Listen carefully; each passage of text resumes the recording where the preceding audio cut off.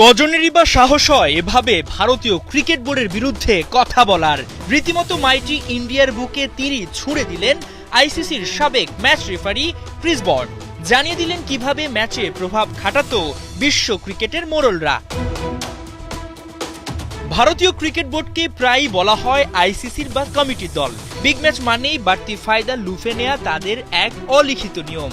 চোখ কান থাকতেও ভারতকে নিয়ে অভিযোগে নীরব ভূমিকা পালন করে আইসিসি। ঘুমিয়ে থাকা বিশ্ব ক্রিকেটের নিয়ন্ত্রক সংস্থাকে বোমা মেরে ঘুম ভাঙালেন ক্রিস ব্রড। ব্রিটিশ সংবাদ মাধ্যমের এক সাক্ষাৎকারে আইসিসির ম্যাচ রেফারি ক্যারিয়ার নিয়ে কথা বলেন ইংলিশ ক্রিকেটার স্টুয়ার্ট ব্রডের বাবা ক্রিস ব্রড। সাবেক এই ক্রিকেটার দীর্ঘ ২১ বছরে ম্যাচ রেফারি হিসেবে বহু ঘটনার সাক্ষী। ভালো মন্দের মিশেলে তুলে ধরলেন কিভাবে ম্যাচে প্রভাব বিস্তার করত ভারত। দু একটা ম্যাচের উদাহরণ টেনে ক্রিস বলেই ফেলেন মনের ভেতর পুষিয়ে রাখা দাদাদের অন্যায়গুলো।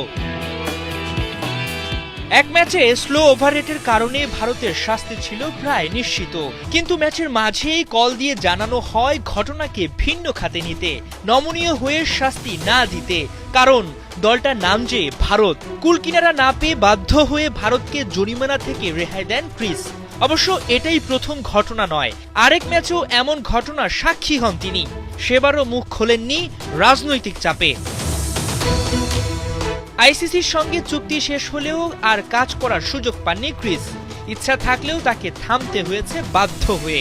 অবশ্য সেই থামাকে এখন বেটারই মনে করছেন, কারণ খেলায় যে রাজনীতির ভয়ালো থাবা পড়েছে, নিজের কাজের বাইরে অদৃশ্য ছায়া পড়ত, সেটা একদমই মেনে নিতে পারতেন না। ক্রিস এখন কাজ করছেন না আইসিসিতে, তবে আইসিসি যে ভারতকে প্রতিনিয়ত সুবিধা দিয়ে যাচ্ছে সেটা বলতেও ভয় পাননি। টাকার দাপটে বিশ্ব ক্রিকেটের অভিভাবককে চালাচ্ছে ভারত, সেটা অকপটেই বলেছেন।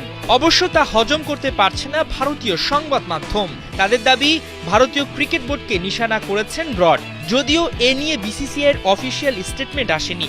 সে যাই হোক, দিন শেষে এটা তো সত্য, যা রটে তা কিছু হলেও ঘটে।